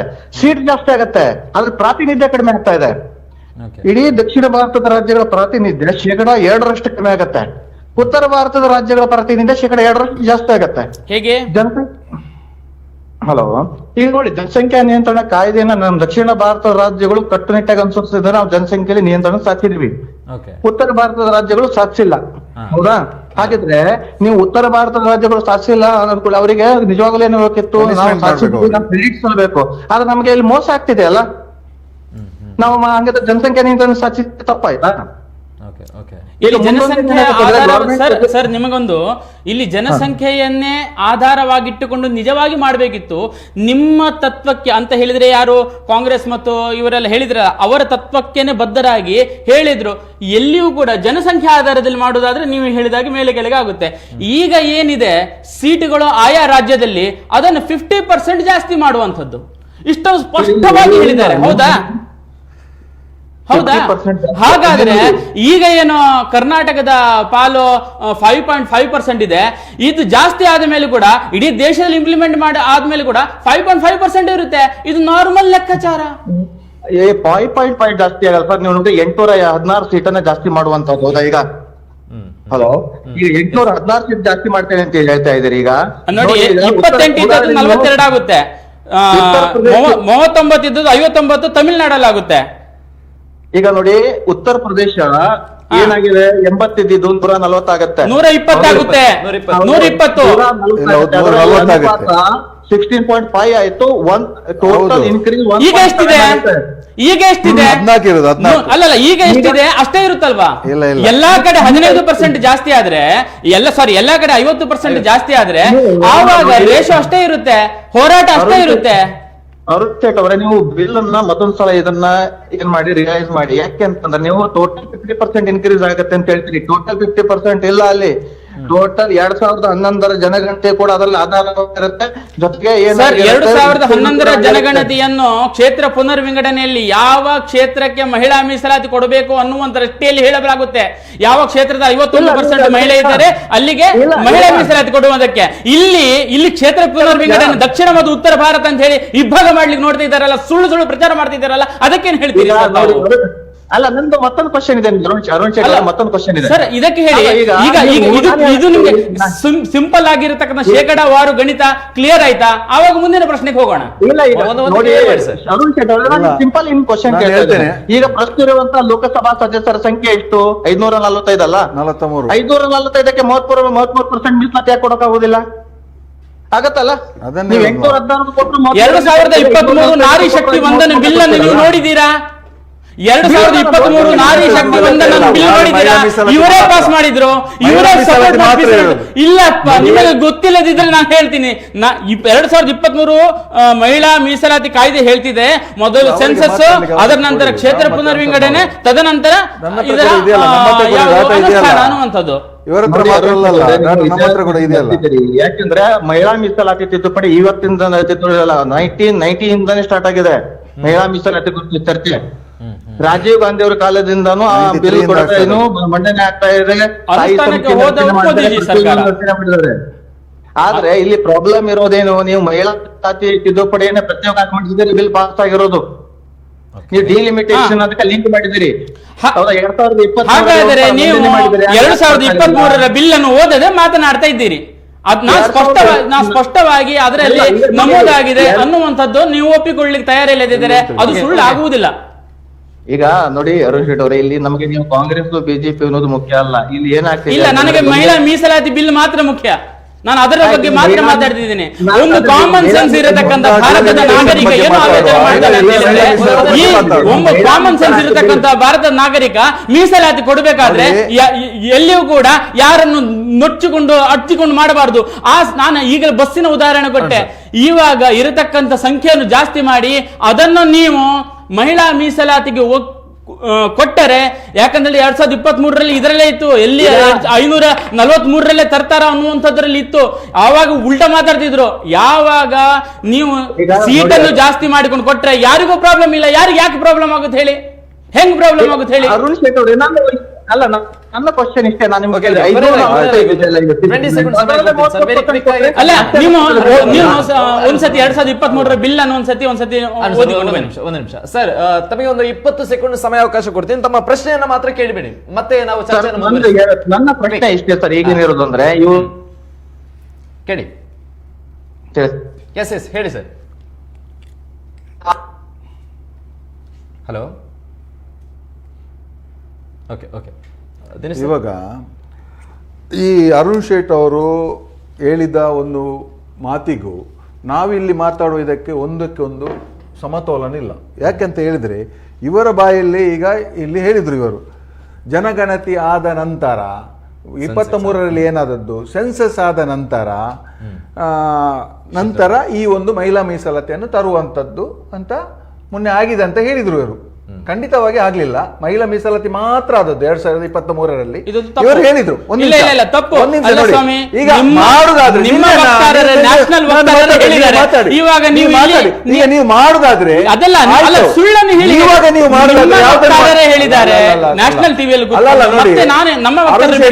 ಅರುಣ್ ಶೇಟ್ ಅವರೇ, ನೀವು ಇವಾಗ ಮಾಡುದಾದ್ರೆ ನೀವೇ ಹೇಳಿದ್ರಿ, ನಮ್ಮ ಹತ್ರ 27ರಲ್ಲಿ ಮುಗಿಯುವಂತ ಡಾಟಾ ನಮ್ಮ ಹತ್ರ ಇಲ್ಲ. ನಮ್ಮನೆ 27ರಲ್ಲಿ ಮುಗಿಯುವ ಡಾಟಾ ಇಲ್ಲದೆ ನೀವು ಈಗ ಯಾವ ರೀತಿಯಲ್ಲಿ ಡಿಲಿಮಿಟೇಷನ್ ಮಾಡ್ಲಿಕ್ಕೆ ಹೋಗ್ತೀರಿ? ಅದು ಆಗುದಿಲ್ಲ ಅಲ್ವಾ? ಈಗ ಇರುವ ಲೆಕ್ಕಾಚಾರ ಏನು? ನಮ್ಮ ಹತ್ರ 11ರ ಡಾಟಾ ಪ್ರಕಾರ ಮಾಡ್ಬೇಕಲ್ಲ ನೀವು. 11ರ ಡಾಟಾ ಪ್ರಕಾರ ನೀವು ಮಾಡುದಿಲ್ಲ. ನೀವು ಈ ಬಿಲ್ಲಲ್ಲಿ ಮೊನ್ನೆ ನೋಡಿ, ಪಾರ್ಲಿಮೆಂಟ್ ಅಲ್ಲಿ ಈ ಬಿಲ್ಲಲ್ಲಿ ಕೊಟ್ಟದ್ದೇನು ನನ್ನ ಹತ್ರ ಇದೆ. ಬಿಲ್ಲಲ್ಲಿ ಕೊಟ್ಟದ್ದೇನು ನೀವು, ನಾವು ಮಹಿಳಾ ಮೀಸಲಾತಿ ತರ್ತೇವೆ, ಮತ್ತೆ 11ರಲ್ಲಿ ಏನು ಮಾಡುದಿಲ್ಲ ಅಂತ ಅಲ್ವಾ? ಅದನ್ನು ನೀವು ಮಾಡದ್ದೆ. ನೀವು ಹೋಗುದೆಲ್ಲಿಗೆ? ನಾಳಿದ್ದು 27ರಲ್ಲಿ ಏನು ನೀವು ಈಗ ಕನಸಲ್ಲಿ ಬಂದಿದೆ ನಿಮ್ಗೆ ಆ ಡಾಟಾ ಪ್ರಕಾರ ನೀವು ಹೋಗ್ತೀರಿ. ನೀವು ಅವರು ಹೇಳುವಾಗ ನೋಡಿ, ನೀವು ಮಾತಾಡ್ಬೇಕಾಗ್ತದೆ. ಈಗ ವೀಕ್ಷಕರು ಕೂಡ ಹೇಳಿದ್ರಲ್ಲಿ ಏನು ತಪ್ಪಿಲ್ಲ. ಉತ್ತರ ಪ್ರದೇಶದವರಿಗೆ ಅನುಪಾತ 16.5, ಬಿಹಾರದವರಿಗೆ 8.6 ಅನುಪಾತ, ರಾಜಸ್ಥಾನದವರಿಗೆ 5.6 ಅನುಪಾತ, ಮಧ್ಯಪ್ರದೇಶದವರಿಗೆ 6 ಅನುಪಾತ, ಮಹಾರಾಷ್ಟ್ರದವರಿಗೆ 9.3. ಗೊತ್ತಾಯ್ತಲ್ವಾ? ಈಗ ನೋಡಿ, ಇದು ನಮ್ಮ ದಕ್ಷಿಣ ರಾಜ್ಯದ ನೋಡಿ, ಕರ್ನಾಟಕಕ್ಕೆ ಅನುಪಾತ ನಮಗೆ ಸಿಗುವುದೆಷ್ಟು? 4.96, ತಮಿಳುನಾಡಿಗೆ 6, ಕೇರಳಕ್ಕೆ 2.7 ನಮಗೆ ಸಿಗುವಂತದ್ದು. ನೆಕ್ಸ್ಟ್ ಡಿಲಿಮಿಟೇಷನ್ ಆದ ನಂತರ ಹೇಳುದು ನಾನು. ಹೇಗೆ ನಂಗೆ ಆಯ್ತು, ನಿಮ್ಮ 2.7 ತಮಿಳುನಾಡಿಗಲ್ಲ? ಹೌದು. ನೋಡಿ ಎಷ್ಟು ಸೀಟುಗಳಾಯ್ತು ಹಾಗಾದ್ರೆ ಹೇಳಿ. ನೋಡಿ, ನಾನು ಹೇಳ್ತೇನೆ, 23 ಆಗುತ್ತೆ. ಹೇಗೆ ತಮಿಳುನಾಡಲ್ಲಿ ಇರೋದು ಈಗ ಒಂದು 39 ಸರ್. ಅಲ್ಲ ನೋಡಿ, 20 ಕೇಳದೆ ತಮಿಳುನಾಡಿದ್ದು. ತಮಿಳುನಾಡು ಈಗ 39 ಇದೆ, ಅದು 59 ಆಗುತ್ತೆ. ಯಾಕಂತ ಹೇಳಿದ್ರೆ 150 ಅಂದ್ರೆ 50% ಜಾಸ್ತಿ. ಈಗತ್ತು ನಂತರ ಹೋಗ್ಬೇಕು. ಅಲ್ಲ, ನಾನು 2 ವಾರಕ್ಕೆ ಹೋಗ್ತೇನೆ. ಇವಾಗ ಕೇಂದ್ರ ಸರ್ಕಾರದ ನಿಮಗೆ ಸರ್ಕಾರ ರಚಿಸಬೇಕಾದ್ರೆ ಎಷ್ಟು % ಬೇಕು? 60% ಬೇಕು, 50% ಬೇಕು. ಈಗ ನಾವು ಒಂದು ಇದಕ್ಕೆ ಬದ್ಧತೆಗೆ ಬರಬೇಕಾಗ್ತದೆ. ನೀವು ಎರಡನ್ನು ಮಿಕ್ಸ್ ಮಾಡಿ ಇವತ್ತು ವೀಕ್ಷಕರಿಗೆ ಮತ್ತು ನಿಮಗೆ ಅದರ ಬಗ್ಗೆ ಚರ್ಚೆ ಒಂದು ಫೈನಲ್ ಗೆ ಬರ್ಲಿಕ್ಕೆ ಆಗುದಿಲ್ಲ. ಯಾಕೆ? ಇದು ಎರಡು ಮಿಕ್ಸ್ ಮಾಡಿದ್ರೆ ಪಾರ್ಲಿಮೆಂಟ್ 12 ಇವತ್ತು ಫೈನಲ್ ಮಾಡಿಕೊಂಡೇ ಹೋಗುದು. ಯಾರು ಕೂಡ ಸುಮ್ಮನೆ ಇಲ್ಲಾದ್ರೆ ವೀಕ್ಷಕರನ್ನು ಗೊಂದಲ ಮಾಡುದಿಲ್ಲ. ವೆರಿ ಸಿಂಪಲ್ ಹೇಳ್ತೀನಿ. ಈಗ ನೀವು ಹೇಳಿದ್ರೆ ನೋಡಿ, ಸಿಂಪಲ್ ಆಗಿ ಹೇಳ್ತೀನಿ ಸರ್. ಇವಾಗ 543ರಲ್ಲಿ 28 ಅಂತ ಹೇಳಿದ್ರೆ 5.15%. ಈಗ 850 ಆಗುತ್ತೆ ಅಂತ ಇಟ್ಟುಕೊಳ್ಳುವ. ಇದರಲ್ಲಿ ಕರ್ನಾಟಕದ 42 ಸೀಟ್ ಅಂತ ಹೇಳಿದ್ರು ಕೂಡ 5.15% ಗಿಂತ ಆಚೀಚೆ ಆಗುವುದಿಲ್ಲ. ಇದು ಆರ್ಯವಟ್ಟನ ನಿಂದ ಹಿಡಿದು ಇವಾಗಿನ ತನಕ ಎಲ್ಲ ಲೆಕ್ಕದಲ್ಲಿ ಮಾಡಿದ್ರೆ ಹಾಗೆ ಇರುತ್ತೆ. ಒಂದು ಮತ್ತೆ ನಿಮಗೆ 543ರಲ್ಲಿ 272 ಸೀಟ್ ಬರಲೇಬೇಕು, 50%. 850 ಅರ್ಧ ಮಾಡುವಾಗ ಅದರ 10% ಬರಲೇಬೇಕು. ಹಾಗಿರ್ಬೇಕಾದ್ರೆ ಯಾವುದೇ ರೀತಿಯ ಅನ್ಯಾಯವೂ ಗಿನ್ಯಾಯವೂ ರಾಜಕೀಯ ಪಾರ್ಟಿಗೂ ಆಗುದಿಲ್ಲ. ನಮ್ಮ ದೇಶದಲ್ಲಿ ನಿಜವಾಗಿ ಜನಸಂಖ್ಯೆ ಆಧಾರಿತದಲ್ಲಿ ಈಗ ನನ್ನ ಅವಧಿ ನಮ್ಮ ದೇಶದಲ್ಲಿ ಈಗಿನ ಟೆಕ್ನಾಲಜಿಯನ್ನು ಉಪಯೋಗ ಮಾಡಿದ್ರೆ ಈ ಇಂದಿನ ಆಲೋಚನೆ, ಈಗಿನ ಒಂದು ಆಲೋಚನೆ ಇದೆಯಲ್ಲ, ಈ 3 ದಿವಸದಲ್ಲಿ ತುರಾತುರಿಯಲ್ಲಿ ತೆಗೆದ ಆಲೋಚನೆ ಇದೆಯಲ್ಲ, ಇದು ಸಾಕಾಗುದಿಲ್ಲ. ಯಾಕಂತ ಹೇಳಿದ್ರೆ ಇದರಲ್ಲಿ ಬಹಳಷ್ಟು ಚರ್ಚೆ ಆಗಬೇಕಾಗಿದೆ. ಇವತ್ತು 850 ಸೀಟು ಮಾಡೋದಾದ್ರೆ ಅವರಿಗೆ ಖುಷಿ ಬಂದಾಗೆ ಮಾಡುವಂಥದ್ದಲ್ಲ. ದಕ್ಷಿಣ ಭಾರತವನ್ನು ಯಾವ ರೀತಿ ನಮ್ಮನ್ನು ಹಿಂದೆ ಹಾಕಿದ್ದಾರೆ ಅಥವಾ ಉತ್ತರ ಭಾರತವನ್ನು ಯಾವ ರೀತಿ ಮುಂದುವರಿಸ್ತಾರೆ. ಒಂದು ನಿಮಿಷ ನಿಲ್ಲಿ, ನೀವು ಮತ್ತೆ ಆನ್ಸರ್ ಕೊಡಿ ಅಣ್ಣ, ನಿಮಗೆ ಸಮಯ ಇಲ್ಲ ನೋಡಿ ಮಾಡ್ತೀರಿ. ಅದು ನೋಡಿ, ಇವತ್ತು ದಕ್ಷಿಣ ರಾಜ್ಯದವರು ಈ ಕೇಂದ್ರ ಸರ್ಕಾರದ ಏನು ರೂಲ್ಸ್ ಅನ್ನು ಪಾಲನೆ ಮಾಡಿದ್ದಾರೆ, ಜನಸಂಖ್ಯೆ ನಿಯಂತ್ರಣವನ್ನು ಬೇರೆ ಬೇರೆ ಕಾರ್ಯಕ್ರಮದಲ್ಲಿ ನಾವು ಕಡಿವಾಣ ಹಾಕಿ ಅಥವಾ ಬೇರೆ ಬೇರೆ ದೃಷ್ಟಿಯಲ್ಲಿ ನಾವು ಒಂದು ಕ್ರಮಬದ್ಧವಾಗಿ ಇದ್ದೇವೆ. ದಕ್ಷಿಣ ಭಾರತದವರು ಮೇಲಿನ ಉತ್ತರ ಭಾರತದವರು ಈ ಒಂದು ಕಾನೂನನ್ನು ಯಾರು ಪೂರೈಸಲಿಲ್ಲ. ಅವರು ಸಿಕ್ಕಾಪಟ್ಟೆ ಜನಸಂಖ್ಯೆ ಕೂಡ ಹೆಚ್ಚು ಇದೆ, ಅಲ್ಲಿ ಹಿಂದುಳಿದ ಪ್ರದೇಶ ಆಗಿದೆ. ಆದರೂ ಕೂಡ ನಾವು ಶಿಸ್ತುಬದ್ಧವಾಗಿ ದೇಶದ ಕಾನೂನನ್ನು ಗೌರವಿಸಿ ಈ ಒಂದು ರಾಜ್ಯದಲ್ಲಿ ಇರಬೇಕಾದ್ರೆ ನಮಗಿದು ಶಿಕ್ಷೆಯಾ? ನಮಗಿದು ಶಿಕ್ಷೆ ಅಂತ ಕೇಳುದು ಒಂದು. ಎರಡನೇದಾಗಿ ಜನಸಂಖ್ಯೆ ಆಧಾರಿತವಾಗಿ ನೀವು ಅಲ್ಲಿ ಕೊಟ್ಟು ಇದು ಸೀಟನ್ನು ಹೆಚ್ಚು ಮಾಡ್ತಾ ಹೋದ್ರೆ ಈಗಿನ ಪರಿಸ್ಥಿತಿ ನೋಡಿ, ಈ ಕೇರಳ ಆಗಿರ್ಬೋದು, ನಮಗೆ ತೆಲಂಗಾಣ ಆಗಿರ್ಬೋದು, ಅಥವಾ ಕರ್ನಾಟಕ ಆಗಿರ್ಬೋದು, ತಮಿಳುನಾಡು ಆಗಿರ್ಬೋದು, ಈಗಲೇ ನಮಗೆ 100 ರೂಪಾಯಿ ಕೊಡುವ ಕೇಂದ್ರ ಸರ್ಕಾರ, ನಮ್ಮ ಟ್ಯಾಕ್ಸ್ ಹಣದಲ್ಲಿ ನಮಗೆ 100 ರೂಪಾಯಿ ಕೊಡುವ ಕೇಂದ್ರ ಸರ್ಕಾರ ಈಗಾಗಲೇ 11 ರೂಪಾಯಿ ನಮಗೆ ಕೊಡ್ತಾ ಇದೆ. ಈ ಒಂದು ರಾಜ್ಯವನ್ನು ನಡೆಸಲು ಬಹಳಷ್ಟು ಕಷ್ಟ ಆಗ್ತಾ ಇದೆ. ಇಂಥ ಒಂದು ಪರಿಸ್ಥಿತಿ ಈಗಲೇ ಇರುವಾಗ ಇನ್ನೂ ಕೂಡ ನೀವು ಉತ್ತರ ಭಾರತಕ್ಕೆ ಕೊಡ್ತೀರಂತ ಹೇಳುವಾಗ ಇದನ್ನು ಹೇಗೆ ನಾವು ಒಂದೇ 3 ದಿವಸದಲ್ಲಿ ಚರ್ಚೆ ಮಾಡಿ? ಇನ್ನೊಂದು ಉದಾಹರಣೆ ಕೊಡ್ತೇನೆ ಸರ್. ಏನು ಗೊತ್ತಾ, ಇವಾಗ ನೋಡಿ ನಮ್ಮಲ್ಲಿ ಇಲ್ಲಿ ಒಂದು ಉದಾಹರಣೆಗೆ ಸಣ್ಣ ಒಂದು ಉದಾಹರಣೆ ಕೊಡ್ತೇನೆ. ಇಲ್ಲಿ ನಮ್ಮ ಇಲ್ಲಿ MRP ಅಲ್ಲಿ ಇದೆ. MRP ಅಲ್ಲಿ ಒಂದು ವರ್ಷಕ್ಕೆ 1,500 ಕೋಟಿ ಅದು 2,000 ಕೋಟಿ CRS ಫಂಡ್ ಅಲ್ಲಿ ಒಂದು ಫಂಡ್ ಅಂತ ಬರ್ತದೆ ವರ್ಷಕ್ಕೆ ಅಭಿವೃದ್ಧಿ ಮಾಡ್ಲಿಕ್ಕೆ ಅಂತ. ಈ ಒಂದು ಭಾಗ ಇಲ್ಲಿ MRP ಅಲ್ಲಿ ವಿಷ ಗಾಳಿ ಉಣ್ಣುವುದು ನಾವು, ನಮ್ಮ ದಕ್ಷಿಣ ಕನ್ನಡ ಜಿಲ್ಲೆಯವರು. MRP ಎಲ್ಲ ಹೊಗೆ ತಿನ್ನುವುದು ನಾವು. MRP ಇಲ್ಲಿ ಉಸಿರಾಟದ ತೊಂದರೆ ಬರುವುದು ನಮ್ಮ ಮಕ್ಕಳಿಗೆ, ನಮ್ಮ ಈ ದಕ್ಷಿಣ ಕನ್ನಡ ಜಿಲ್ಲೆಯವರಿಗೆ. ಈ CSR ಫಂಡ್ ಈ 2,000 ಕೋಟಿ ರೂಪಾಯಿ ನೇರವಾಗಿ ಉತ್ತರ ಭಾರತಕ್ಕೆ ಹೋಗ್ತಾ ಇದೆ. ಇಂಥ ಒಂದು ಪರಿಸ್ಥಿತಿ ಇದೆ. ಇದಕ್ಕೆ ಹೇಳುವಂಥದ್ದು, ಈ ಸೀಟು ಹಂಚಿಕೆ ಮಾಡುವಾಗ ಬಹಳಷ್ಟು ಇದರ ಬಗ್ಗೆ ಚರ್ಚೆ ನಡಿಬೇಕು. ಸಂಖ್ಯಾಬಲ ಹೋಗ್ಬೇಕಾ ಅಥವಾ 50% ಕೊಡ್ಬೇಕಾ? 50% ಕೊಡ್ಬೇಕು, ನಮಗೆ ಸರ್ ಡಬಲ್ ಆಗ್ಬೇಕಲ್ವಾ ಅಲ್ಲಿ, ಅಲ್ವಾ? ಅಲ್ಲ ದಿನೇಶ್ ಅವ್ರೆ, ಈಗ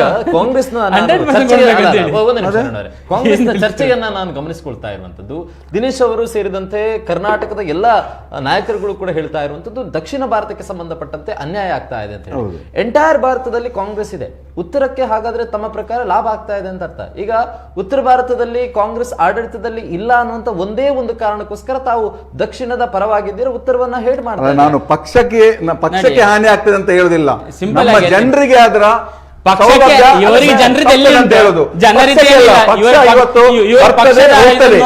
ಇವತ್ತು ಪಕ್ಷ ಬರ್ತದೆ ಹೋಗ್ತದೆ, ಅದು ಬೇರೆ ವಿಷಯ. ಏನು ಮೋದಿ ಅವರಿಗೆ ಕೂಡ ಶಾಶ್ವತ ಏನಲ್ಲ, ಅಥವಾ ಬಿಜೆಪಿ ಅವರಿಗೆ ಶಾಶ್ವತ ಏನಲ್ಲ. ಈಗಾಗಲೇ ಹಲವಾರು ಸೀಟನ್ನು ನೀವು ಈ ಬಾರಿಗೆ ಬಹಳಷ್ಟು ಕೆಳಗೆ ಇಳಿದಿದ್ದೀರಿ, ಇನ್ನು ಸ್ವಲ್ಪ ದಿನದಲ್ಲಿ ಇಳಿಲಿಕ್ಕೆ ಇದ್ದೀರಿ. ಶಾಶ್ವತ ಏನಿಲ್ಲ, ರಾಜಕೀಯ ಬರ್ತದೆ ಹೋಗ್ತದೆ, ಅದು ಬೇರೆ ವಿಷಯ ಅಲ್ಲ. ನಮ್ಮ ರಾಜ್ಯಕ್ಕೆ ಅನ್ಯಾಯ ಆಗಬಾರ್ದು, ಮೊದಲಿಗೆ ದೇಶ ಸರ್ವೋಪರಿ ಆಗಿರಬೇಕು ಅಂತ ಹೇಳಿದ್ದಾರೆ. ಈಗ ಎಲ್ಲರಿಗೆ ಒಂದೇ ಲೆಕ್ಕ ಇರ್ಬೇಕಲ್ವಾ? ಅಲ್ಲ, ನೀವೀಗ ಅನ್ಯಾಯ ಮಾಡಿ ಕೂಡ ಬೇಡ ಅಂತ ಹೇಳ್ತಿದ್ದೀರಲ್ಲ. ಉತ್ತರ ಭಾರತ ಜನಸಂಖ್ಯೆ ಆಧಾರದಲ್ಲಿ ಮಾಡಿ ಅಂತ ಹೇಳ್ತೀರಿ. ಜನಸಂಖ್ಯೆ ಆಧಾರದಲ್ಲಿ ಮಾಡಿದ್ರೆ 80 ಸೀಟ್ ಇದ್ದದ್ದು ಅವರಿಗೆ 140 ಸೀಟ್ ಇರಬೇಕು. ಇಲ್ಲ, 120 ಸೀಟಿಗೆ ಇಳಿಸಿದಿರಿ, ಹೇಗೆ 50% ಜಾಸ್ತಿ ಕೊಡ್ತಾ? ಅಡ್ಡಿ ಇಲ್ಲ 140ರಿಂದ 120ಕ್ಕೆ ಇಳಿಸಿದಿರಿ. ಯಾಕೆ? ಜನಸಂಖ್ಯೆ ಆಧಾರದಲ್ಲಿ ಮಾಡಿ ಹಾಗೆ ಹೋಗ್ಬೇಕು. ಆದರೆ ನೀವು ಹೇಳಿದ ಪ್ರಕಾರ ಬಂದ್ರು ಕೂಡ ಈ ವಿಧೇಯಕವನ್ನು ಸೋಲಿಸಿದ್ರಲ್ಲ, 50% ಸೀಟ್ ಜಾಸ್ತಿ ಆಗ್ತದೆ ಎಲ್ಲ ರಾಜ್ಯಗಳಿಗಂತ ಬಾಯಿ ಬಿಟ್ಟು ಲಿಸ್ಟ್ ಕೊಟ್ಟು ಹೇಳಿದ್ರು ಕೂಡ ಇಲ್ಲ, ಜನರನ್ನು ಭ್ರಮ ನಿರಸನ ಮಾಡಬೇಕು, ಒಂದು ಸೋಲಿಸಬೇಕು ಅನ್ನತಕ್ಕಂಥ, ಯಾರಿಗೆ? ಮಹಿಳೆಯರನ್ನು ಸೋಲಿಸಬೇಕು ಅನ್ನತಕ್ಕಂಥ ಇದರಲ್ಲಿ ಬಂದ್ರಿ. ಯಾಕೆ? ಅವರ ಪಕ್ಷದ ಅವರ ಯಾರಾದ್ರೂ ಪರಿವಾರದ ಮಹಿಳೆಯರಿಗೆ ಸೀಟ್ ಸಿಕ್ತೆ ಅಂತ ಹೇಳಿದ್ರೆ ವಾ ವಾ ವಾ ವಾ ಭಾರಿ ಖುಷಿಯಲ್ಲಿ ಒಪ್ತಿದ್ರೇನೋ, ಆದ್ರೆ ಸಿಗೋದೆಲ್ಲ ಬೇರೆಯವರಿಗೆ ಸಿಗುತ್ತಲ್ವಾ? ಅದಕ್ಕೋಸ್ಕರ ಇವರಿಗೆ ವಿರೋಧ, ಬೇರೆ ಯಾವ ವಿರೋಧವೂ ಇಲ್ಲ. ನಾವೀಗ ಪಂಚಾಯತ್ ಮಟ್ಟದಲ್ಲಿ 50% ತಂದಿದ್ದೇವೆ, 33% ಇದ್ರೂ ಕೂಡ ಕಾಂಗ್ರೆಸ್ ತಂದದ್ದು, ಬಿಜೆಪಿ ತಂದಿದ್ಯಾ? 33% ತಂದದ್ದು ಯಾರು? ನೀವು ಬಿಡಿ, ನಾವು ನಮ್ಮ ಪಕ್ಷದ ಒಳಗಡೆ ಯಾವುದು ನಮ್ಮ ಸಂಘಟನೆ ಇದೆಯಲ್ಲ ಅದರ ಒಳಗಡೆ ನಾವು 33% ಜಾಸ್ತಿ ಮಹಿಳೆಯರಂತ ತಂದಿದ್ದೇವೆ ಕಾರ್ಯಕರ್ತರಾಗಿ. ನಮ್ಮ ಎಲ್ಲ ನಮ್ಮ ಸಮಿತಿಯ ಕೊಟ್ಟಿದ್ದೀರಿ, ನೀವು ಯಾವುದಕ್ಕೆ ಕೊಡ್ಲಿಕ್ಕೆ ಗೋಜಿಗೆ ಹೋಗ್ಲಿಲ್ಲ. ನಿಮ್ಮಲ್ಲಿ ಏನು ಬೇಕೋ ಅದಕ್ಕೆ ಬೇಕಾದ್ರೆ ಕೇವಲ ಸಂಬಂಧಪಟ್ಟಂತೆ ಬರೀ 2 ಸೀಟುಗಳು ಈಗ ಪ್ರಸ್ತುತ ಇರುವಂತದ್ದು. ಒಂದೇ ನಿಮಿಷ, ಒಂದು ದೂರವಾಣಿ ಕರೆ ಇದೆ. ಹಲೋ ಹಲೋ ಹಲೋ, ನಮಸ್ತೆ ಉದಯಾಚಾರ್ ಮಾತಾಡೋದು. ಹೇಳಿ. ದಿನಚನ್ನ ಶಿಶಾನ್ ಅವರೇ, ನಮಸ್ತೆ ಎಲ್ರಿಗೆ. ನೋಡಿ, ಬಹಳಷ್ಟು ಟೆಕ್ನಿಕಲ್ ಪಾರ್ಟ್ ನ ಬಗ್ಗೆ ಡಿಸ್ಕಷನ್ ನಡೀತಾ ಇದೆ. ಬಹುಶಃ ನಾವು ಕಳೆದ ಸುಮಾರು ದಿವಸದಿಂದ ಇದನ್ನೇ ಕೇಳ್ತಾ ಇದ್ದೇವೆ ನಾವು. ಆದ್ರೆ ಒಂದು ಮೇಜರ್ ಆಗಿ ನಾವು ಈ ಫಂಡಮೆಂಟಲ್ ಫ್ಯಾಕ್ಟರ್ಸ್ ಅನ್ನು ನಾವು ಮರೆತು ಬಿಟ್ಟಿದ್ದೇವೆ. ನೋಡಿ, ಈ ಒಂದು ಬಿಲ್ ಖಂಡಿತವಾಗಿಯೂ ಪಾಸ್ ಆಗುವುದಿಲ್ಲ ಅಂತ ಹೇಳುವಂತಹ ಒಂದು ವಿಚಾರ ಏನಿದೆ ನೋಡಿ, ಅದು ಬಿಜೆಪಿ ಅವರಿಗೆ 101% ಗೊತ್ತಿತ್ತು ಇದು ಆಗಲ್ಲ. ಆದರೂ ಕೂಡ ಇದನ್ನು ಸದನದಲ್ಲಿ ಮಂಡನೆ ಮಾಡಿದ್ರು. ಯಾಕಂತ ಹೇಳಿದ್ರೆ ನೋಡಿ, ಬಿಜೆಪಿ ಅವರು ಏನಕ್ಕಿದೆ ಅಂತ ಹೇಳಿದ್ರೆ, they are losing their hopes. ಜನರು ಅವರ ಮೇಲೆ ಹೋಪ್ಸ್ ಕಳ್ಕೊಳ್ತಾ ಇದ್ದಾರೆ. ಮತ್ತೆ ಹಲವಾರು ವಿಚಾರಗಳು ಈಗ ನಡೀತಾ ಇದೆ ನೋಡಿ. ನಾವು ಕೇವಲ ಇದರ ಬಗ್ಗೆನೇ ನಾವು ಮಾತಾಡ್ತಿದ್ದೇವೆ, ಆದ್ರೆ ಅದರ ತೆರೆಮರೆಯಲ್ಲಿ ಈ ಮಹಿಳಾ ಒಂದು ಬಿಲ್ ಅಂತ ಹೇಳುವಂತ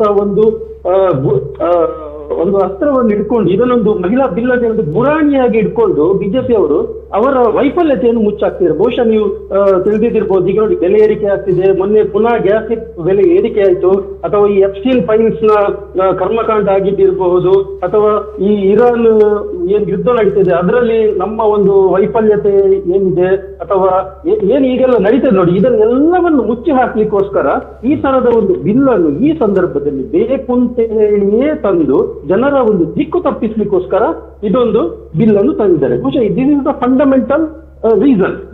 ಇದನ್ನು ಮುಚ್ಚಿ ಹಾಕ್ಲಿಕ್ಕೋಸ್ಕರ ಈ ತರದೆಲ್ಲ ತಂದಿದ್ದಾರೆ. ಮತ್ತೆ ಇನ್ನೊಂದೇನಂತ ಹೇಳಿದ್ರೆ ನೋಡಿ, ಇವರು ನಾರಿ ಶಕ್ತಿ ಹಾಗೆ ಹೀಗೆ ಅಂತ ಹೇಳಿ ಮಾತಾಡ್ತಾರೆ.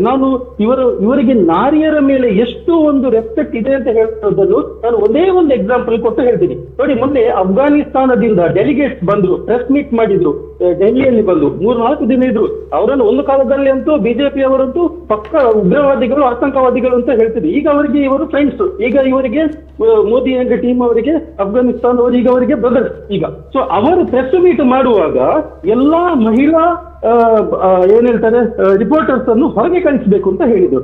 ಆವಾಗ ನಮ್ಮಲ್ಲಿ ಯಾರು ಒಬ್ಬ ಯಾಕೆ ಮಾತಾಡ್ಲಿಲ್ಲ? ಅಥವಾ ಅವಾಗ ಹೇಳ್ಬೇಕಿತ್ತಲ್ಲ ನಮ್ಮವರು, ಇಲ್ಲ ನಮ್ಮ ನಾರಿಯರಿಗೆ ನಾವು ಈ ತರದ ಒಂದು ಅವಮಾನ ಆಗ್ಲಿಕ್ಕೆ ನಾವು ಖಂಡಿತ ಬಿಡುವುದಿಲ್ಲ ಅಂತ ಹೇಳುವಂತ ಮಾತ್ರ ನಾವು ಎತ್ತಬಹುದಿತ್ತಲ್ಲ.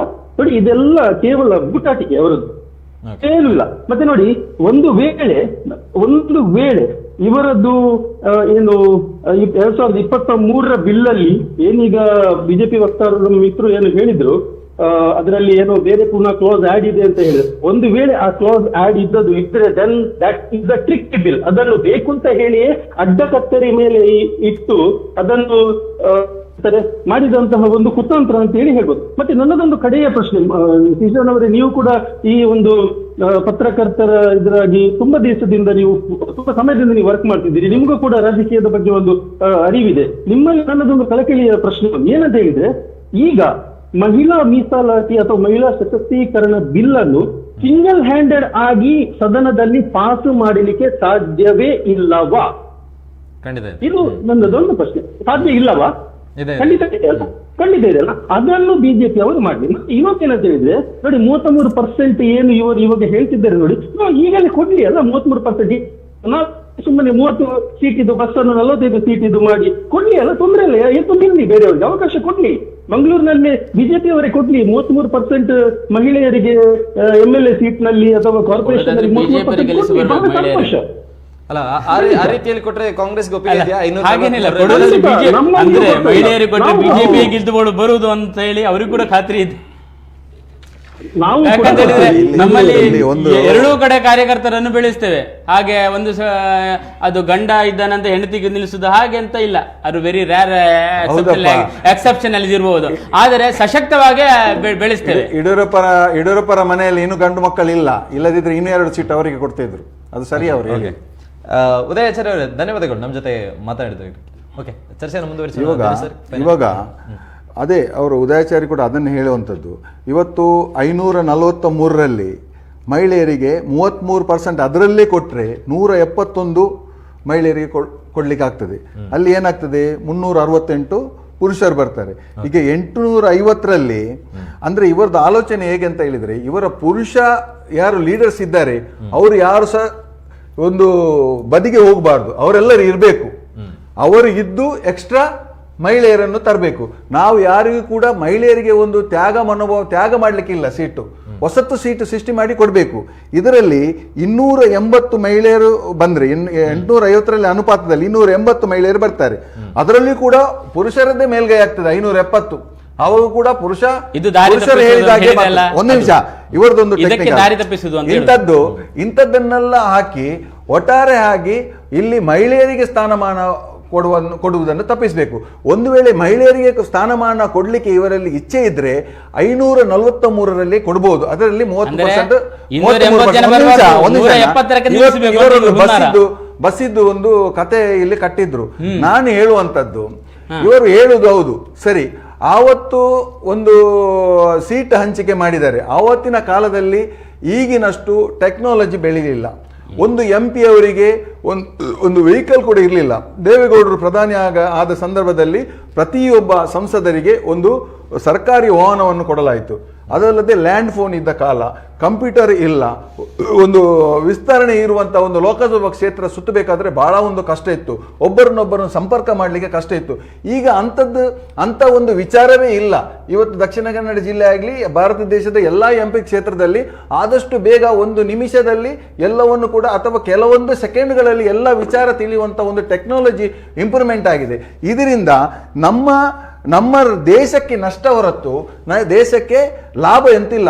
ಈ 543 ಸೀಟ್ ಇದ್ದದ್ದನ್ನು ಇವರು ಹೆಚ್ಚು ಮಾಡೋದು ಯಾಕಂತ ಹೇಳಿದ್ರೆ, ಈಗಾಗಲೇ ನೋಡಿ, ಉದಾಹರಣೆಗೆ ನಾನು ಹೇಳ್ತೀನಿ, 2019ರಲ್ಲಿ ನಮ್ಮ ಬಹಳ ಒಂದು ಹೆಸರುವಾಸಿಯಾದ ಜನಪ್ರಿಯತೆ ಹೊಂದಿದಂತ ಹೇಳುವಂತ ಬಿಜೆಪಿಯವರ ಪ್ರಧಾನಮಂತ್ರಿಯವರು, ನಮ್ಮ ದೇಶದ ಪ್ರಧಾನಮಂತ್ರಿಯವರು 19ರಲ್ಲಿ 4,79,505ಕ್ಕೆ ಲೀಡಲ್ಲಿ ವಿನ್ ಆಗ್ತಾರೆ. ಅವರ ಜನಪ್ರಿಯತೆ ಹೆಚ್ಚಾದ್ರೆ ಈ ಓಟ್ ಕೂಡ ಅವರಿಗೆ ರೇಸ್ ಆಗಬೇಕಿತ್ತು ಅಲ್ವಾ? ಅವರಿಗೆ 2024ರಲ್ಲಿ 1,52,000ಕ್ಕೆ ಲೀಡ್ ಆಗ್ತಾರೆ ಅವರು, ಗೊತ್ತಾಯ್ತಾ? ಅದೇ ರೀತಿಯಲ್ಲಿ ಬಿಜೆಪಿ ಸೀಟು ಗಳಿಕೆಯಲ್ಲಿ ಕೂಡ ಬಹಳಷ್ಟು ಕುಸಿದಿದೆ. ಬೇರೆ ಬೇರೆ ಪಕ್ಷಗಳು ಬಹಳಷ್ಟು ಮೇಲೆ ಬಂದಿದೆ. 37% ವಿರೋಧ ಪಕ್ಷದಲ್ಲಿ ಇದ್ದ ಓಟು ಈಗ ಇದೆ. ಅವರಿಗೆ ಆಡಳಿತ ಪಕ್ಷದವರಿಗೆ ಇರುವಂತ ಓಟು 44%. ಹೇಳುದು ನಾನು ಅದಕ್ಕಾಗಿ ನೀವು ಈ ಒಂದು ಎಲ್ಲ ವಿಚಾರಗಳನ್ನು ತಲೆಯಲ್ಲಿ ಇಟ್ಕೊಂಡು ಎಲೆಕ್ಷನ್ಗೆ ನಮ್ಮ ಸೀಟ್ ತಪ್ಪಬಾರದು. ನಮ್ಮ ದೇಶದ ಆಡಳಿತ ನಮ್ಮ ಉತ್ತರ ಭಾರತದಲ್ಲಿ ಹೆಚ್ಚು ಸೀಟ್ ಗಳಿಸುವಂತ ರಾಜ್ಯಗಳಿಗೆ ಹೆಚ್ಚು ಸೀಟನ್ನು ಕೊಟ್ಟು ನಾವು ಈ ದೇಶದ ಚುಕ್ಕಾಣಿ ಇನ್ನೂ ಕೂಡ ಹಿಡಿಬೇಕು. ಇವಾಗ ನಿಮ್ಗೆ ಅವಾಗ ಏನಾಗ್ತಿತ್ತು, ಯಾಕಂದ್ರೆ ಉತ್ತರ ಭಾರತದ ಮಹಿಳೆಯರದ್ದು ಸಿಕ್ತಿತ್ತು ಅಲ್ವಾ? ಈಗಾಗಲೇ ಬಿಜೆಪಿ ಹೋಗಿದೆ ಅಂತ ಇವರು ಹೇಳ್ತಿದ್ದಲ್ಲ. ಅಂತದ್ರಲ್ಲಿ ಇದನ್ನ ಸಪೋರ್ಟ್ ಮಾಡಿದ್ರೆ ಸಾಫ್ಟ್ ಕಾರ್ನರ್ ಆದ್ರೆ ಏನ್ ಮಾಡಿದ್ರಿ? ನಿಮ್ಮ ಪೂರ್ವ ನಿರ್ಧರಿತವಾಗಿರತಕ್ಕಂತ ಹಿಡನ್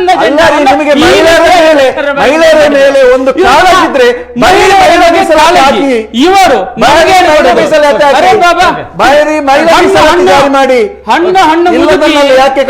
ಹಣ್ಣು ಮುದುಕಿಯಾಗಿರ್ತಕ್ಕಂಥವ್ರು ನನಗೊಂದು ಜೀವನಾಂಶ ಕೊಡಿ ಅಂತ ನನಗೊಂದು ನಿರ್ಣಯ ಕೊಡಿ ಅಂತ ಹೇಳಿ ಬೇಡಿ ಸುಪ್ರೀಂ ಕೋರ್ಟ್ ನಿಂದ ತಗೊಂಡು ಬಂದ್ರೆ ಇದೇ ರಾಜೀವ್ ಗಾಂಧಿ ಸರ್ಕಾರ ಆ ಸುಪ್ರೀಂ ಕೋರ್ಟಿನ ತೀರ್ಮಾನವನ್ನು ಪಲ್ಟಿ ಮಾಡಿ ಹಾಕುತ್ತೆ, ಪಲ್ಟಿ ಮಾಡಿ ಹಾಕುತ್ತೆ. ಇದು ಇವ್ರದ್ದು ಮಹಿಳೆಯರ ಬಗ್ಗೆ ಗೌರವವಾಗಿರುವಂತದ್ದು. ಆ ತ್ರಿವಳಿ ತಲಾಕ್ನ ತೆಗೆದು ಹಾಕ್ಲಿಕ್ಕೆ ಮೋದಿ ಗೌರ್ಮೆಂಟ್ ಬರ್ಬೇಕಾಯ್ತು. ಮೋದಿ ಗೌರ್ಮೆಂಟ್ ಮಾಡಿಲ್ಲ, ಸುಪ್ರೀಂ ಕೋರ್ಟ್ ಮಾಡಿದ್ದು. ಮೋದಿ ಗೌರ್ಮೆಂಟ್ ಸುಪ್ರೀಂ ಕೋರ್ಟ್ ಏನ್ ಹೇಳಿದ್ರಿ? ಸುಪ್ರೀಂ ಕೋರ್ಟ್ ಮಾಡಿದ್ದು. ಕೂತ್ಕೊಳ್ಳಿ, ಈಗ ನನಗೆ ಮಾತಾಡ್ಲಿಕ್ಕೆ ಒಂದು ನಿಮಿಷ ಕೊಡ್ಲೇಬೇಕು. ಸುಪ್ರೀಂ ಕೋರ್ಟ್ ಮಾಡಿದ್ದಲ್ವಾ? ಸುಪ್ರೀಂ ಕೋರ್ಟ್ ಹೇಳಿದ್ದು ಸಾಹಿಯಾ ಬಾನು ಅವರಿಗೆ ಜೀವನಾಂಶ ಕೊಡ್ಬೇಕು ಅಂತ ಹೇಳಿ ಇದೇ ಕಾಂಗ್ರೆಸ್ ಸರ್ಕಾರ ಅದನ್ನು ತಿರ್ಚಿ ಹಾಕ್ತು. ಮಾತಾಡಿ. ಹಿಂದಿನ ಕತೆ ಹೌದು, ಹಿಂದಿನ ಕತೆ ಹೌದು. Supreme Court ಕುತ್ಕೊಂಡ್ರಿ.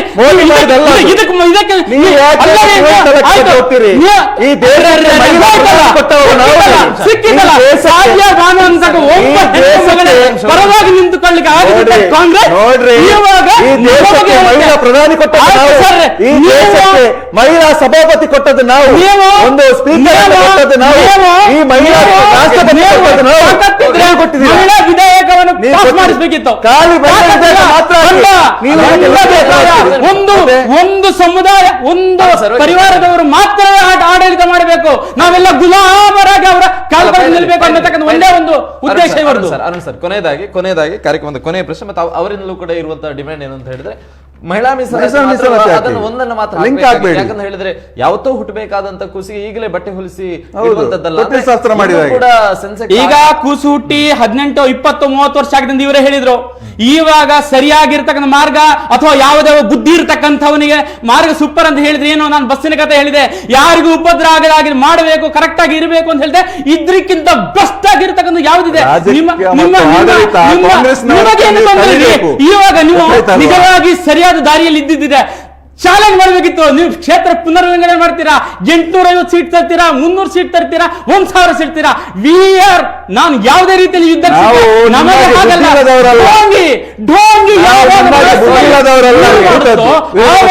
ಮಹಿಳೆಯರ ವಿರೋಧ ನಿಲ್ಲುತ್ತೆ ಅಂತ ಹೇಳಿದಕ್ಕೆ ಇದು ಸಾಕ್ಷಿ.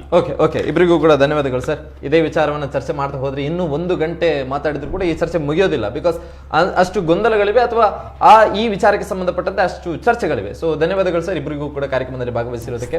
ಸೊ ಇದಾಗಿತ್ತು ಇವತ್ತಿನ ಜನಧ್ವನಿಯ ವಿಶೇಷ. ಸೊ ಮುಂದಿನ ಜನಧ್ವನಿಯಲ್ಲಿ ಇನ್ನೊಂದು ಸುದ್ದಿಯ ಜೊತೆಗೆ ಭೇಟಿಯಾಗೋಣ. ನಿರಂತರ ಸುದ್ದಿ ಹಾಗೂ ಮನೋರಂಜನೆಗಾಗಿ ನೋಡ್ತಾ ಇರಿ ನಮ್ಮ ಟಿವಿ.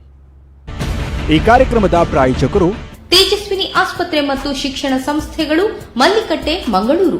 ಸಹ ಪ್ರಾಯೋಜಕರು ಸಂತೋಷ್ ರೈಸ್ ಮಿಲ್ಸ್ ಅವರ ಡಬಲ್ ಸ್ಟಾರ್, ಸಂತೋಷ್ ಕುಚಲಕ್ಕಿ ಹಾಗೂ ಅವಲಕ್ಕಿ. This is where craftsmanship finds its true home. Sadhguru Ayurveda Gram Floor Soap. Rohan Corporation India Private Limited, signature of trust. Invest in workspaces managed by Vertex. Invest Smart. Invest in Mangaluru. Shashi Mate. ಲಲಿತಾನಲ್ಲಿ ಆಭರಣ ತಗೊಳ್ಳಿ, ಅಧಿಕ ಹಣ ಉಳಿತಾಯ ಮಾಡಿ.